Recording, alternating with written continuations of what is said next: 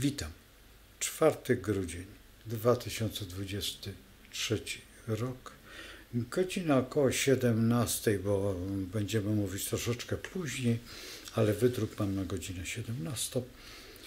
No i cóż widać? Przede wszystkim Barbarom życzę szczęścia, zdrowia, pieniążków i tego, czego pragniecie. Ale ja osobiście życzę Wam prawdziwej miłości i szczerości.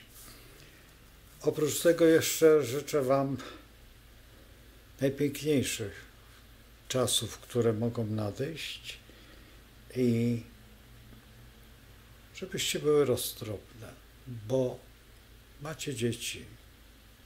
Jeżeli nie macie, to będziecie mieć, a jeżeli już jesteście w wieku, że jesteście pannami, czy też bezdzietne,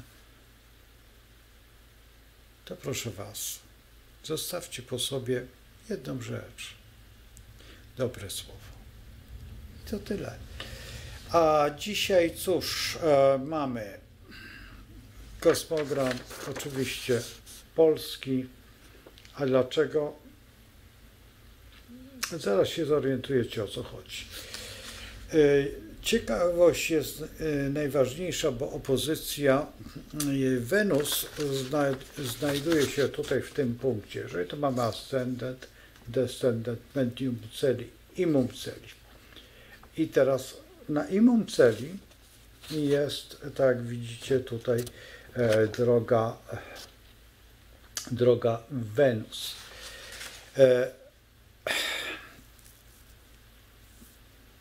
Pytanie, co to jest Wenus? Wenus to są przede wszystkim finanse. To trzeba brać pod uwagę, że to są pieniądze, to jest, no, krótko mówiąc, dlaczego? Dlatego, że Wenus lada moment będzie wchodzić do znaku Skorpiona, bo jeszcze jest w wadze, ale w tej ostatniej. I dlatego też te finanse wszystkie, które są, no to są tak troszeczkę pod wrażeniem, ale tym do dołu. Nie tym do góry, tylko tym do dołu i to trzeba bardzo brać pod uwagę. Jeszcze jedna rzecz, że ta nasza Wenus tranzytująca będzie wchodzić do 4. sektora. Sektor w Polsce 4 to jest dom, to są ludzie, to jest ziemia, to jest to wszystko, co przypuśćmy chce, ale to jeszcze nie jest ten moment, który, bo jeszcze jest sekstyl tutaj, o, zaraz zobaczymy, tutaj mamy sekstyl Saturnem. Saturn jest nauczycielem i to bardzo ostrym, więc nasze Słońce jest w sekstylu do Saturna, co w pewnym momencie może stanowić taki układ. Dlaczego? Dlatego, że teraz tutaj popatrzcie, Saturn jest w rybach. I jeżeli damy się wpuścić w malinę, to może tak być. Może tak być, że ktoś nas puści w malinę. Zrobi nam egzamin z historii. Krótko mówiąc. Przypomnijcie sobie taki moment, że to było dosyć dawno, jeszcze za czasów pana ministra Sikorskiego, że zaproponowano mu coś. I to było troszeczkę nierealne. A dzisiaj już jest realne. Dlaczego? Dlatego, że no cóż, jeżeli jest możliwość przygarnięcia kogoś, no to możemy przygarnąć tak pewną część, którą najbardziej reprezentuje Wrocław. Tam Wrocław to jest właśnie, to są te ziemie, tylko wtedy automatycznie stracimy Wrocław. To trzeba przyznać, że coś za coś. Czyli utracimy jakąś taką dziwną historię. I nie przestrzegam, tylko tłumaczę, dlaczego tak jest. Dlaczego wpuszczamy się w maliny? Ponieważ mamy tutaj Słońce, a po 12 stronie tego Słońca jest Mars. Czyli mamy energię, ale ta energia może być wykorzystana w bardzo niesympatyczny sposób. I to jest jedna z najgorszych rzeczy, jaka może być w tym kosmogramie. Teraz dlaczego? Dlatego, że my mamy takie zapędy. My bardzo lubimy, jak to się mówi, być z tak szabelką na wojenkę. I teraz tutaj mamy Jowisza, a Jowisz reprezentuje dużo. I to jest najgorsza rzecz, jaka istnieje. Jest to byk z Uranem. I teraz, jeżeli byśmy nawet chcieli odzyskać tą historię, to ta historia, nie jesteśmy takim krajem jak federalne Niemcy. Ci, którzy mieszkają w federalnych Niemczech i w założeniu mają inaczej. Wróćmy do muru berlińskiego. Kiedy mur berliński runął, go rozebrano za aprobatą naszą, to był jeden naród podzielony. Ten naród podzielony był czy fikcyjnie, czy nie fikcyjnie, trudno powiedzieć, bo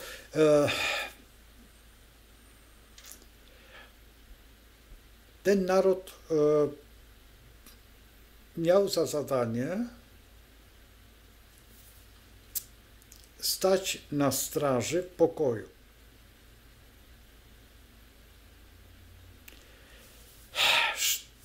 Wówczas już zaczął być bardzo niebezpieczny. To chodzi o NRD. Ja zresztą nie chcę tutaj tak za bardzo przypominać, ale przypomnijcie sobie Stasi, przypomnijcie sobie jakieś pewne historie. I to ten wymknął się Stasi się wymknęło jakby poza. Coś takiego, jak w tej chwili można by było powiedzieć takim odniesieniem, ale ja nie mówię, że to jest konkretnie. Uważajcie, bo możecie powiedzieć, że coś tam. Dzisiaj taką rolę, tylko bardziej, no trudno powiedzieć, czy bardziej tworzą niektórzy, tak jak Łukaszenko na przykład. Łukaszenko też, tylko że Łukaszenko ma taką troszeczkę narrację innego typu, ale też właśnie taką wytykającą palcem kto co. Honecker nie miał takich zamysłów, ale miał inne zamysły. Zająć Polskę. I pamiętam jeszcze z tamtych czasów, kiedy naprawdę trzeba było się bardzo bać, ponieważ Stasi miało kompletnie wszędzie wejścia. I to Stasi, wyobraźcie sobie, że przetrwało. No, ci, którzy byli w Stasi, przeszli do Niemiec federalnych i właściwie zlikwidowano im tam te emeryturki, tam zrobiono coś, ale sam system działania nie.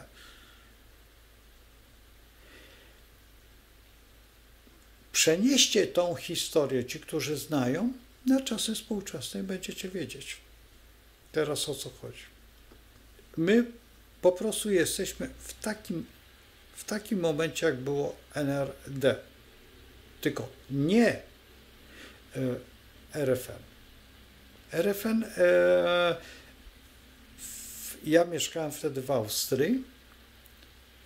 Słuchajcie, to po pierwsze, wszystkim kobietom odebrano, nie pamiętam ile szylingów, ale dosyć sporo. Kobiety się bardzo buntowały. Dlaczego? Dlatego, że Austria dawała pieniądze, oddawała pieniądze jakby Niemcom, żeby Niemcy się wzbogacili po prostu na tej zasadzie. I wszystkie, ja nie wiem czy wszystkie kraje, ale w Austrii stała się z dnia na dzień po prostu bieda w Wiedniu. Naprawdę z dnia na dzień. Dlatego też spakowałem manatki i wyjechałem z Wiednia, ponieważ nie miałem co robić, nie chciałem obciążać swojej rodziny swoją osobą i w gruncie rzeczy nie widziałem perspektyw. Ci, którzy mieli pracę, oczywiście stałą, ale ja pracowałem w formie zupełnie innej. Ja pracowałem na te kraje tak zwane demoludu. I demolud nagle runął. I to był moment przerażający zarówno jak i dla nas, tak i dla Austriaków i dla radość oczywiście tutaj w Polsce, co nie za bardzo było dobre na rękę kapitałowi. Kapitał właściwie wtedy ekspansja federalna Niemiec federalnych była przeogromna. I właściwie przez wiele lat do pani Merkel nie dawały sobie rady, czyli Niemcy dopiero się obudziły. Trzeba przyznać, że teraz, niedawno się obudziły, kiedy rozpoczęły ten moment właściwie kapitalizacji.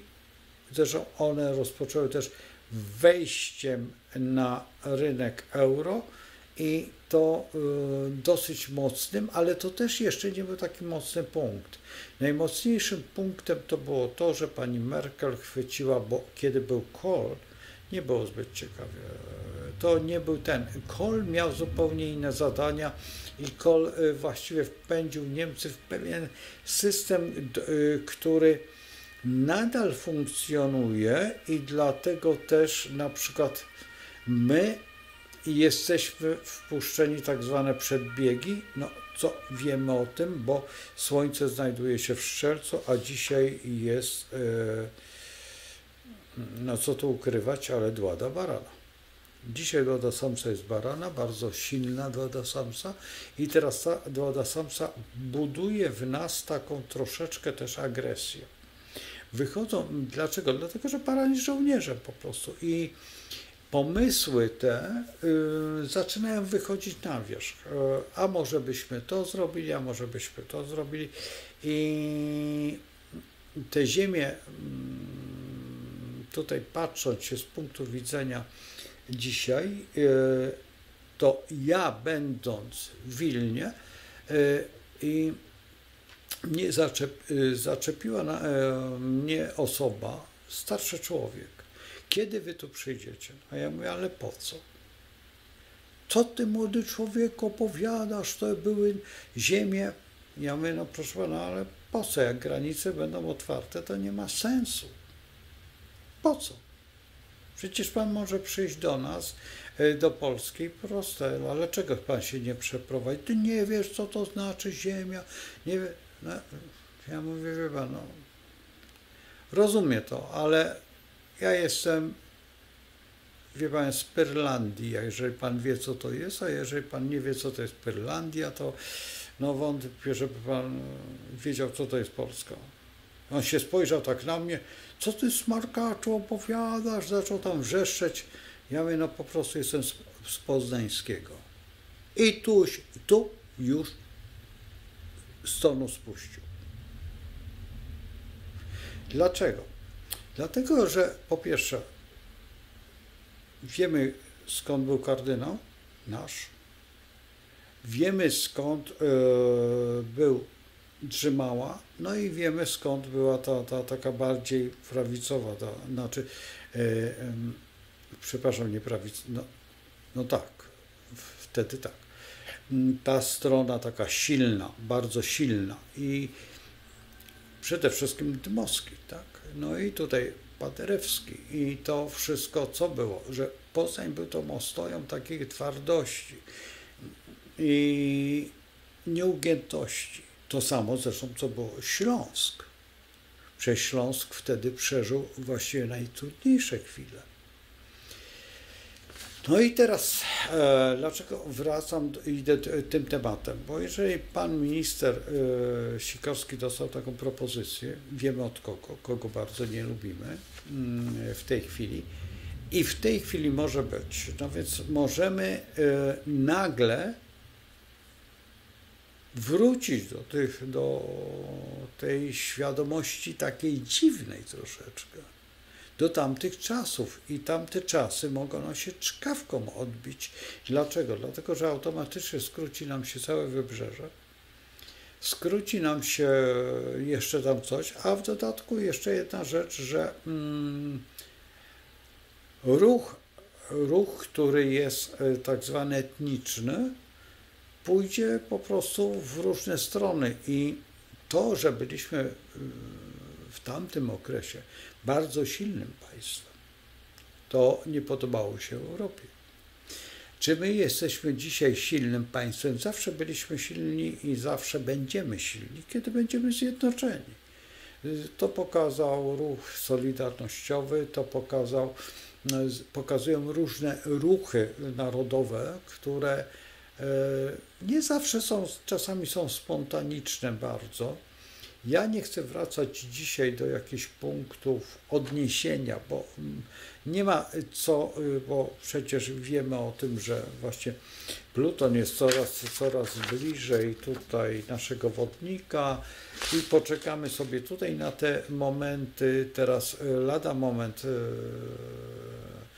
no jeszcze tylko parę dni potrzeba, żeby nastał nów, i to w dodatku jeszcze koziorożca, gdzie już zaczną się sankcje, gdzie rozpoczną się to wszystko. Teraz zwróćcie uwagę, że te komisje powstają takie rewizyjne, nierewizyjne, tam jakieś tam. Zresztą ja nie śledzę tego tak dokładnie, ale zwracam wam uwagę, na co macie spojrzeć, gdzie trzeba ulokować wzrok, ze względu, że właśnie taka jest astrologia, no, nie jest inna, tylko trzeba patrzeć się, gdzie jest. Jeżeli jest dłada barana i zaraz będzie dłada byka, która jest konkretnie posiadaniem,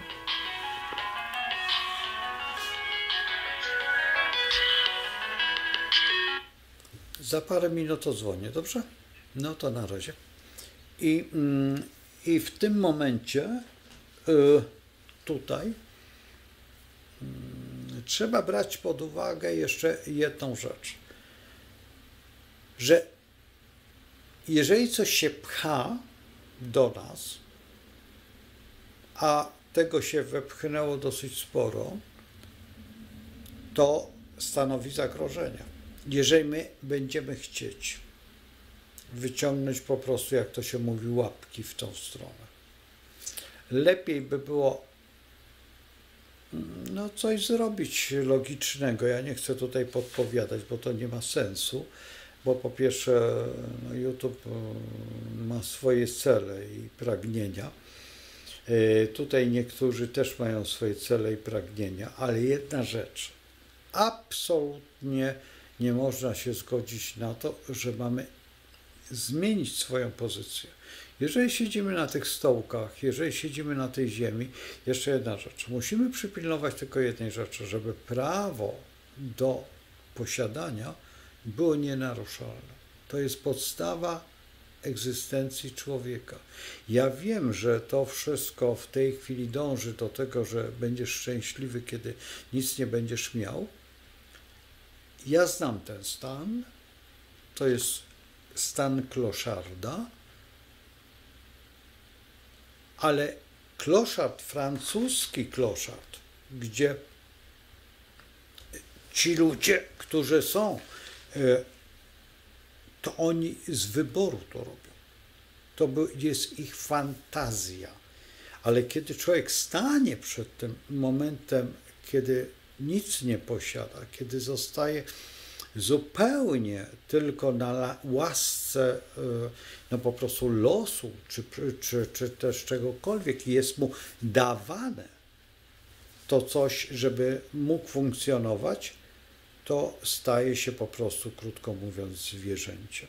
Odchodzi od tego Homo sapiens, sapiens, można powiedzieć dwukrotnie, a można tylko raz powiedzieć, ale przechodzi, nie wiem do jakiej formy, bo takiej formy jeszcze w tej formie, ale do zagłady. To pójdzie w kierunku raczej zagłady i to się robi. To jest plan, ale to jest plan, jeżeli by można było nazwać, plan niszczenia czegoś i ten plan niszczenia, czy to jest plan Spinelli, to trudno powiedzieć, czy on należy do tego gatunku, ale bo lagry już są osoby, które dokładnie pamiętają lagry i mało tego jeszcze mają, mają takie legitymacje kombatanckie to nie są starzy ludzie. To najciekawsze, że to nie są starzy, a pamiętajmy jeszcze o tym, to świetnie wiedzą górnicy, kiedy byli skazywani, wywożeni bardzo daleko. I to niedawno. Mojego kolegi ojciec wrócił z tułaczki tak zwanej, tak? Nie tak dawno. Nie tak dawno. Teraz zapytanie, no tak, ale jakim cudem on był? Mój kolega się urodził w latach 60. Więc właśnie wrócił wtedy tatuś. A wcześniej był. A jego starszy brat, no jest dużo starszy od niego. Jego brat, prawie różnica jest 20 lat, więc ile było? Tatusia nie było w domu?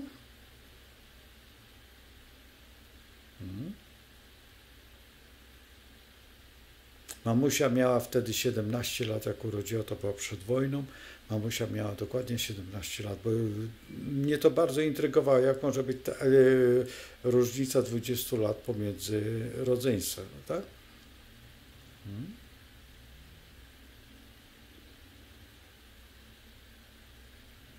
Więc sobie policzcie, zobaczcie, jak to wygląda w kalkulacji, bo to trzeba naprawdę wiedzieć,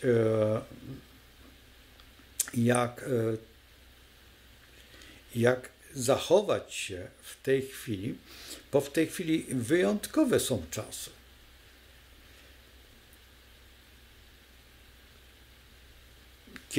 Kiedy można by powiedzieć, że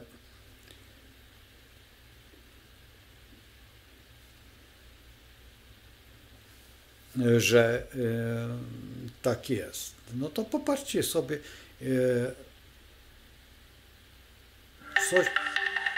co się dzieje. Ja troszeczkę tak zwolniłem, dlatego że zastanawiam się, w którym telefon jest niemiłosierny.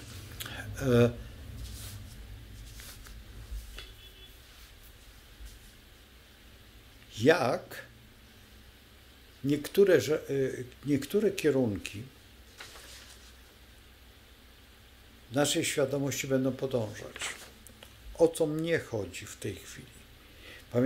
Trzeba pamiętać o tym, że w Piśmie Świętym jest zapisane w ten sposób, że na początku było Słowo. Stwórzmy coś innego, że na początku jest pomysł i ten pomysł jest realizowany.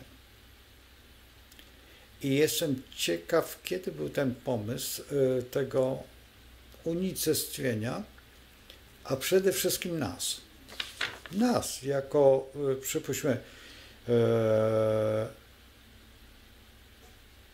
bo to też nie można powiedzieć, że, bo ktoś może powiedzieć, no tak, ma pan rację, chodzi o słowo. Ja bym nie chciał tego słowa, dlatego że wolałbym lachów, a wolałbym autoktonów tutaj. Powiedzieć w ten sposób, bo tutaj oprócz nas, znaczy tutaj tak zwanych mieszańców, tak, no bo jesteśmy jednak bardzo wymieszani ostatnimi laty, bo ja pamiętam jednak różnicę w urodzie wizerunku pomiędzy, przypuśćmy, Kaszubem a Góralem to była ogromna, a pomiędzy, przypuśćmy, Ślązakiem a człowiekiem z Mazowsza, czy tam jeszcze na przykład, no to momentalnie się rozpoznawało, kto był skąd. Żmudzina, a ja mieszkając tam w obecnej Kaliningradzkiej i przyglądając się Żmudzinom i Litwinom, to jest przepaść wizerunkowa ogromna. I pomiędzy Litwinem a Białorusinem też. Automatycznie rozpoznasz. I to całkowicie, jeżeli jest ktoś, kto widzi, dlaczego mówię o tym? Bo jeżeli jest kosmogram, ten kosmogram, o taki, to jeżeli to będzie kosmogram człowieka, to widać jego tutaj budowę, twarz, kolor włosów. Nie zawsze to widać. Dlaczego nie widać?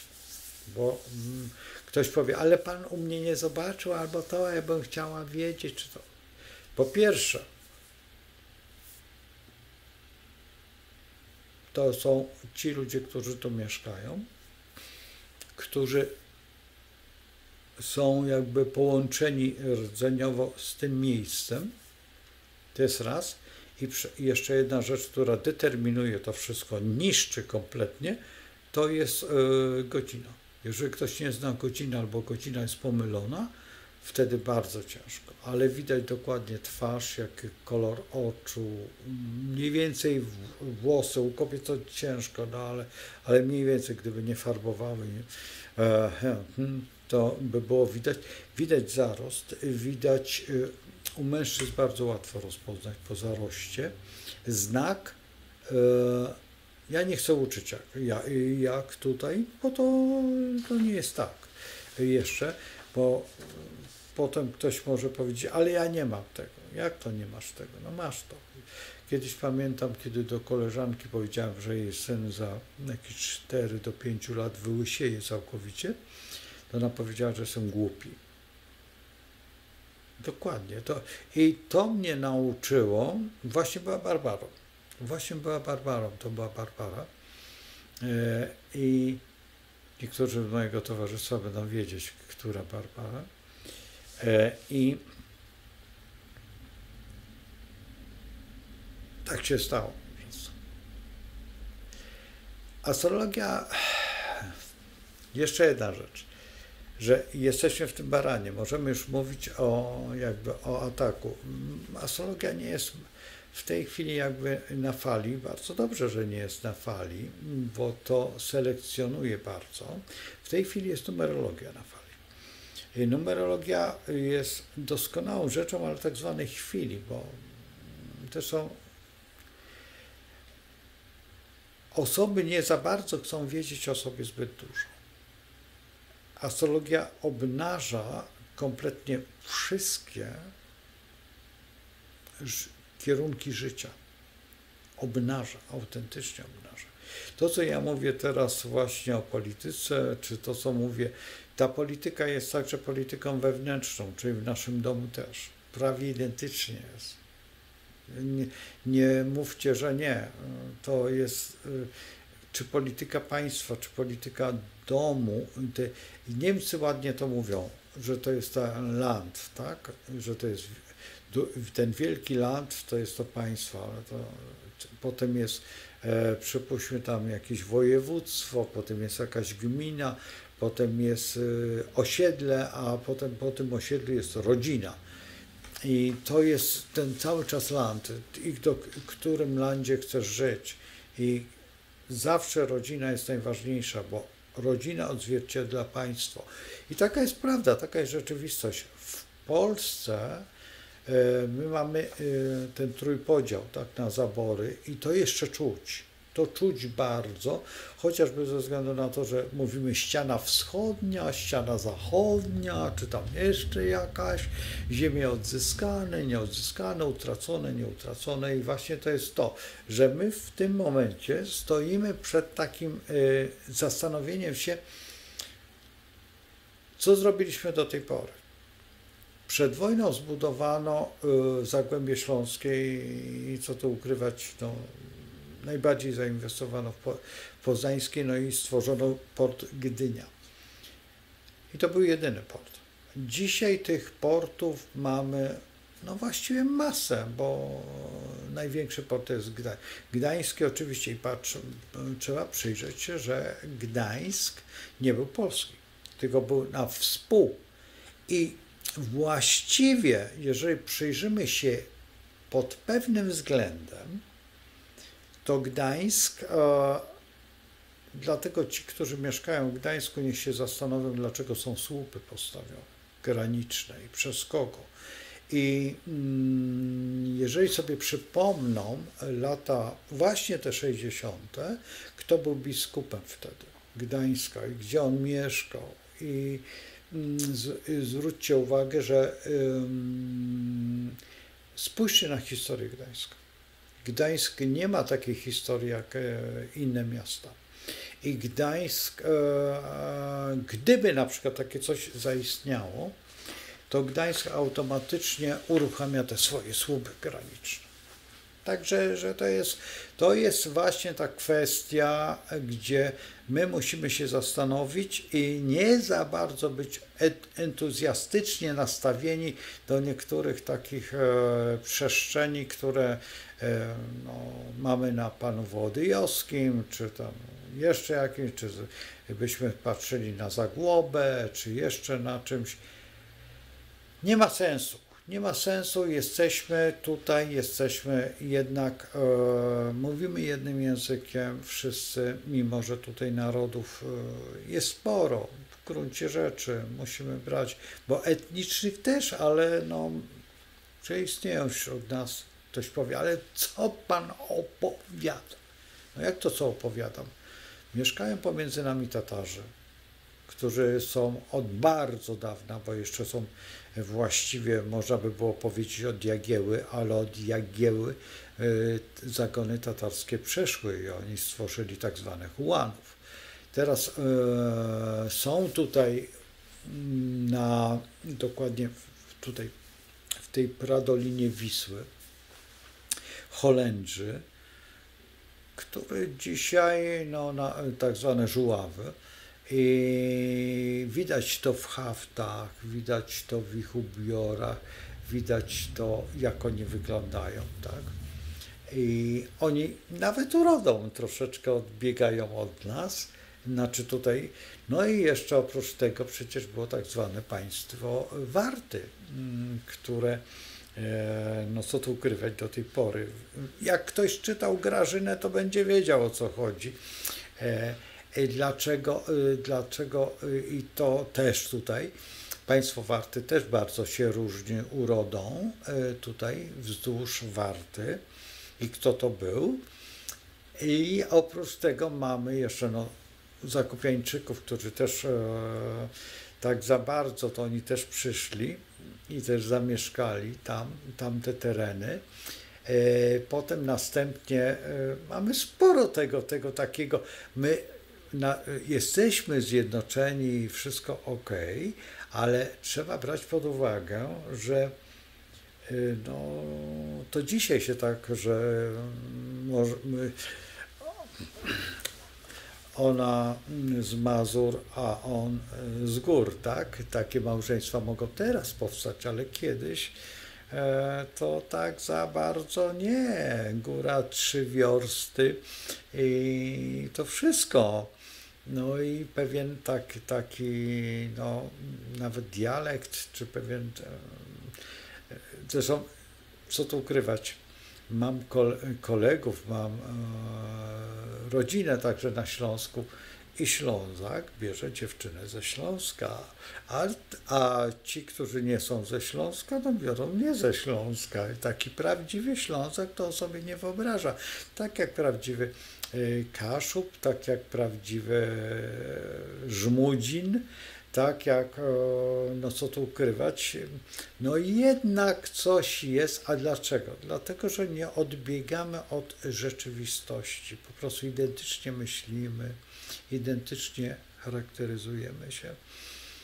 To widać bardzo w znakach zodiaku, ale pamiętajmy o tym, że większość nas jest spod znaku lwa i większość nas, Polaków, mamy tą lwiastość w sobie i tą tak zwaną tradycję. Tą tradycję najbardziej widać, kiedy przystrajamy stół, kiedy jest Wigilia, kiedy są święta, które będą lada moment, kiedy mamy możliwość tego właśnie takiego nagle ruchu pospolitego, którym jest właśnie między innymi ten Strzelec i ten okres taki strzelcowaty, że potrafimy gdzieś pobiec i tam zrobić jakąś małą awanturkę.